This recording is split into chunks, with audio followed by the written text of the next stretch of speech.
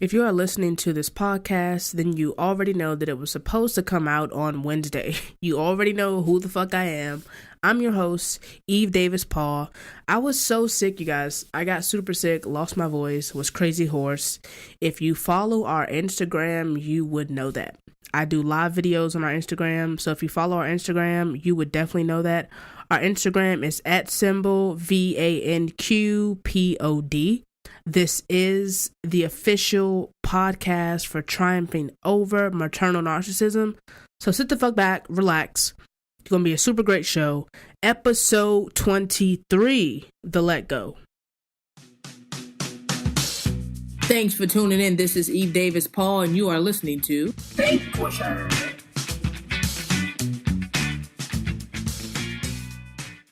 If y'all could see me every single time my intro music plays, I'd be fucking it up. I'd be dancing like, oh, da dun dun da da da da da, like killing the shit. Either way, today is Sunday, I believe Sunday the 18th. Actually, no shit, Sunday, August 19th.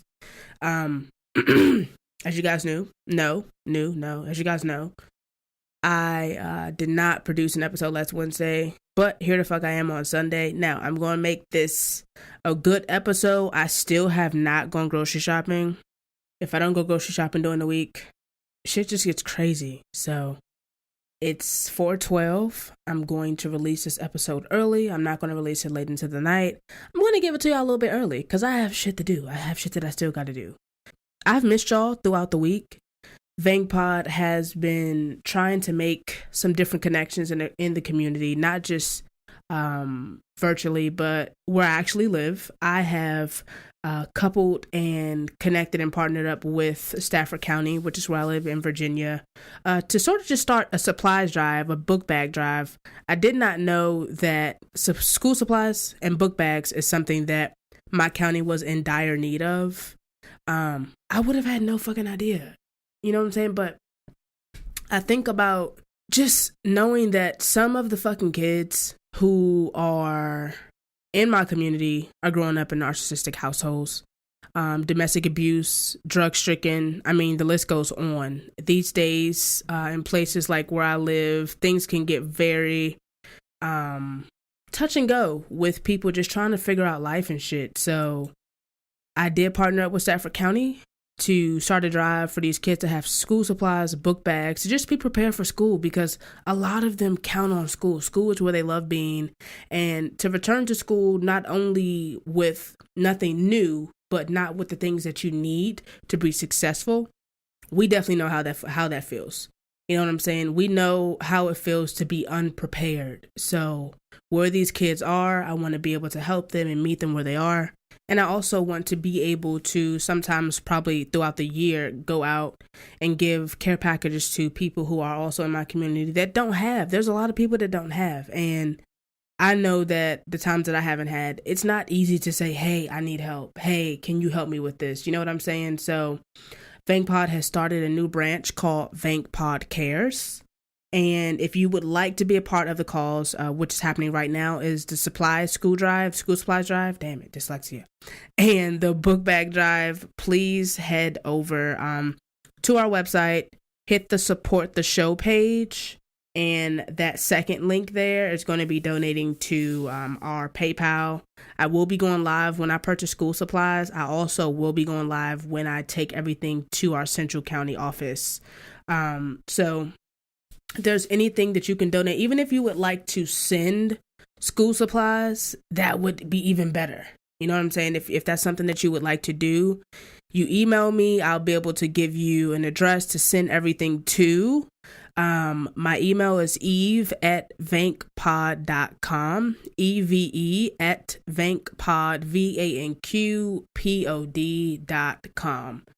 VANQPOD.com. Also, again, that PayPal link, paypal.me/vankpod, VANQPOD. I really just know that the way that I am able to help more people right here, be it near, far, I have to start in my community. I have to start with the kids that I'm seeing every day. I mean, it's been times where I'm driving to work in the winter and these kids don't have on coats. You know, their hands are shoved down in their fucking pockets. So I know that a lot of these kids are going through too. And I know that for me, the help that I found and the care that I got being a younger kid in school is a lot of what shaped me. You know what I'm saying? It really helped me with knowing that even when you feel that no one cares, someone does care. And that was something that I was able to hold on to for a very long time. So with that being said, hope that you guys are able to just open your wallets for this cause. I have until September the 4th. These kids will be going back to school on September the 4th here in Virginia. So if it's anything that you can send, if you want to send school supplies instead, that email address, again, eve@vankpod.com is where you would email me to get that address. In the meantime, let's get into the show. I have received such a huge blessing, and that blessing only came from when I let go. And I know that my let go sort of like was gradual. You know, a lot of people will say there's a method, there's a process to healing and all of that good shit. I'm here to tell you that there isn't. There's not a method. There's not first steps that you need to take. There's not, a doctor that you need to go see. You don't need to lay on a long fucking sofa. I mean, sometimes we can truly be deceived, and a lot of people will make you feel like you have to pay hundreds and thousands of dollars to begin healing from this type of abuse. You don't. All you have to do is begin to make different decisions. You have to begin to set boundaries. You have to begin to let go. So I know in episode 22, our last episode, I spoke about giving yourself a break. With that break, sometimes we can let go. And it's just like, you know what, whatever's going to happen will happen. And then sometimes, even when we're on that break, we're trying to hold on to every single thing. We're trying to just make sure that we control. And some people say, well, it's not control. I just know that when I'm involved in it, it goes well. That's called control. Let go the need to control. Trust more in the process. And no, not the process that doesn't exist. Trust more in the process of you knowing that there's something out there that's way bigger than you that is going to orchestrate every single thing that needs to go the way that it needs to go. And people are like, oh, well, Eve, why aren't you being specific? Okay, let me be specific. On July the 12th, my father and I were texting. And I've gone, me and my dad have had a very shaky relationship. As I've gotten older, it has gotten better. He chooses an alternative lifestyle that I don't really agree with, but at the end of the day, whatever. I have tried to be the daughter that's present, the daughter that's understanding and caring and yada, yada, yada, yada, yada. As you guys know, both of my parents have each lost their oldest sons, or their sons generally. My mom has lost my brother Rashid, and then my father also lost his son, BJ. And I've always found myself craving to fill the void of absence. Not only for me, it was almost like if I can be there for my dad, maybe he would treat me better. Maybe he would love me more. Maybe he would pour more into my life. Maybe he would be more interested in me. And I've carried that for so many years, not really understanding that none of those things have anything to do with me. If he wants to be more interested, he will. If he wants to be more present, if he wants to check on me more, he will. He was living in DC. He currently moved to Florida a year and some change ago. And at first I was just like, I moved back to DC and I thought, he let me know we're going to have a better relationship and this, that, and the third. And this whole situation with Wendell was going on. And I was just like, okay, well, at least I have my dad to be present. You know what I'm saying? To at least pick up the phone. He doesn't argue with me, but now I know that that's really out of guilt. And I'm just like, wow, like at least I have my dad. But what I noticed is that I was putting in more fucking work, if not the same, that I was dealing with Wendell. So on July 12th, the week prior to this is just July, August, last month, Um, he had told me, hey, download this app. And I'm just like, I called you on Father's Day, left a voicemail. I haven't gotten a call back. It's been about 4 weeks. And now you're texting me out of the blue saying download this app. So I'm just like, all right, cool. I download the app, and I guess it was a video messaging app. I have iPhone. He has Android, whatever. My thing is that a phone call is so much more important. But what I continue every single day to learn is that people will do and treat you what's convenient for them. If you do not set a boundary, if you do not say, okay, either we can have a couple of phone calls, you'll call me, or we're not going to chat. Like, I don't have time to be sending video messages. I work a full-time job. I have a full-time family life. Like, just because you're at home, you're by yourself, and you have time to send video messages back and forth, I don't. But either way, chasing the love, chasing the idea of the dad that will love, that will care, that will reach out, that will, sort of just care about me more than on his birthday. You know what I'm saying? Like, I'm pretty sure he's going to forget about my birthday. And this is like, shit. Since forever? I mean, the last time he forgot about my birthday, it's been pretty consecutive. But either way, sometimes we don't look at things for what they are. And so I said, hey, I text him, hey, Dad, I downloaded the app. And I was like, why did you want me to download it? Like, is everything okay?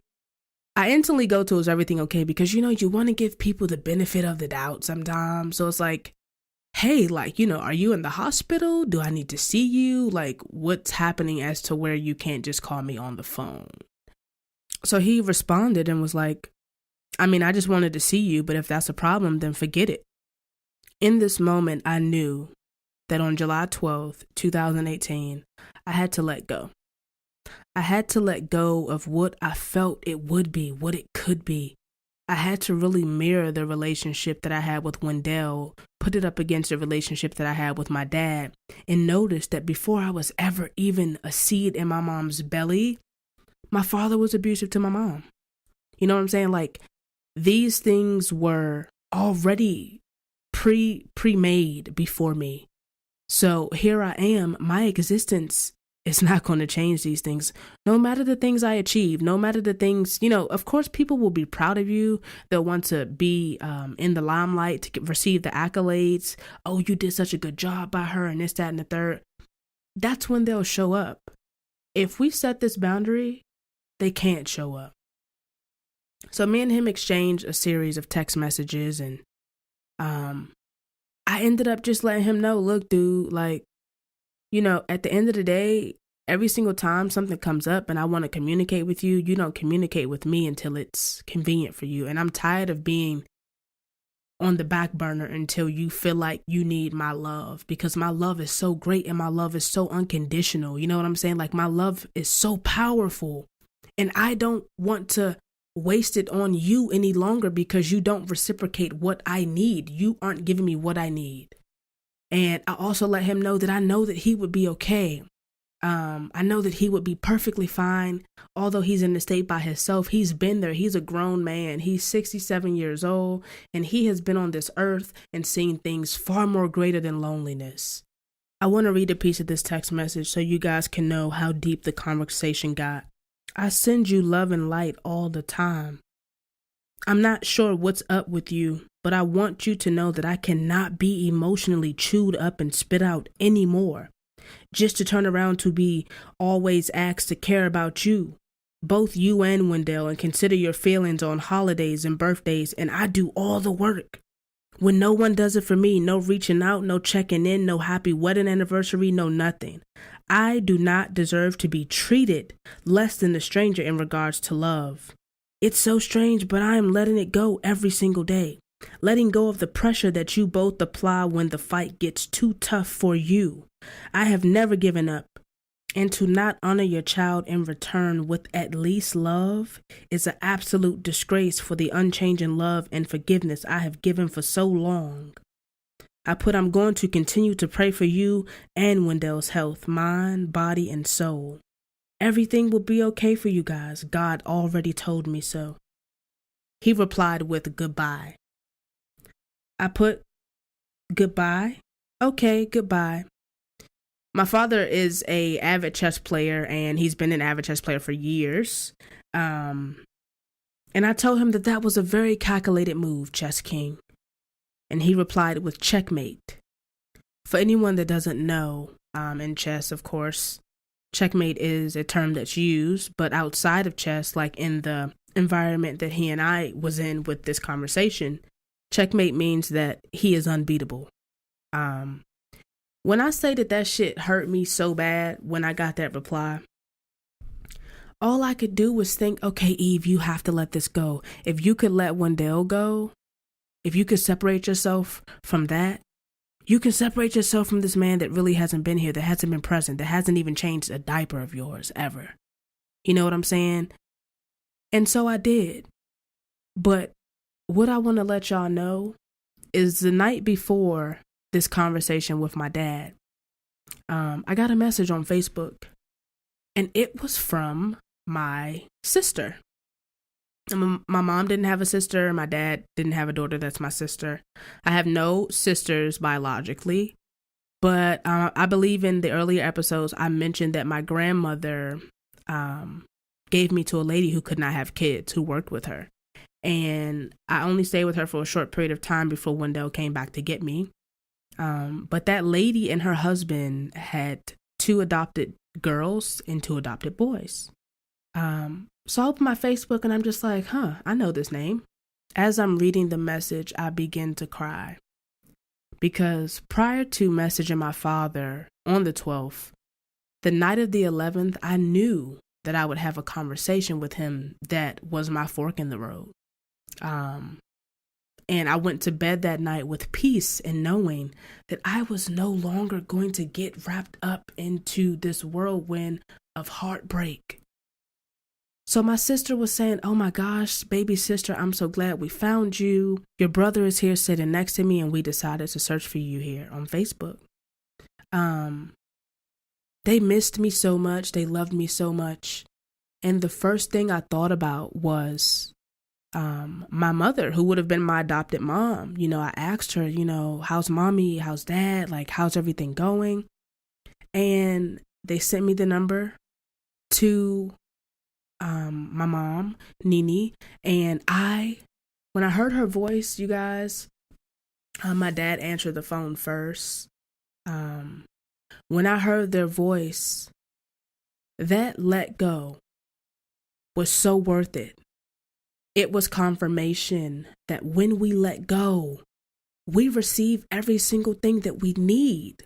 Sometimes we'll be holding on to that rope for dear life, not even noticing that holding on is causing much more pain to our hands, and we're burning our hands and we're skinning our hands and our hands are bleeding, when we can just let go and we can heal. Our hands can heal. We don't have to fight. We don't have to muster up the energy to continue to tug at something that is not going to give, that is not going to give us what we need. I sobbed on the phone with my adopted mom when I heard her voice. And she said, how's my big girl? I've missed you so much. I love you so much. To hear that, to hear the warmth of a mother, to hear the sincerity of a mother, to hear the father with interest and concern of what I'm doing with my life and the things that I'm into, to hear these things and to know that they are so honest and pure. Whereas with my biological parents, the things that they are concerned about with me usually is an outcome that will benefit them. But hearing my adopted parents on the other end, just so interested in what I've been doing and how I'm doing. And I wept and I sobbed when I heard my mom's voice. And even thinking about it, it's so overwhelming because my wife was saying, babe, do you think that you all this time have been craving the love from who would have been your adopted mom? And I said, I think that you're right, because what the heart never forgets, even though I was only 3 years old, The heart never forgets love. The brain never forgets love. Our memory pattern never forgets love and the way that it feels.